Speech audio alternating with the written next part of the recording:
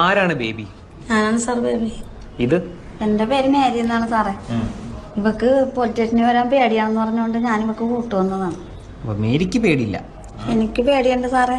ചെറുപ്പം മുതലേ എനിക്ക് പോലീസുകാരെയും പോലീസ് സ്റ്റേഷനെയും പേടിയാണ്. പിന്നെ ഇവളുള്ള ധൈര്യത്തിൽ ഞാൻ വന്നതാണ്.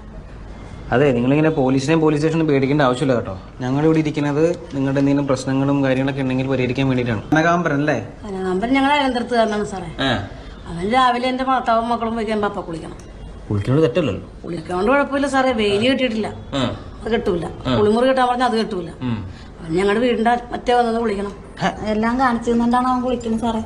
അങ്ങോട്ട് നോക്കണ്ടിരുന്നാ പോരെ? നോക്കാതിരുന്ന ശൂശൊന്നും വിളിക്കുമല്ലോ.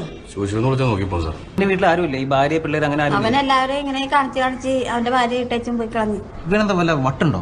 ഇവനെങ്ങനെയാണ് കാണാൻ? എങ്ങനെയാണ് കാണാൻ? പൊക്കം കുറഞ്ഞ് കറുത്തിട്ടൊരു മാക്കാച്ചിനെ പോലെ കാണാനല്ലേ? കാണാനൊന്നും കൊള്ളില്ല സാറേ. കാണാൻ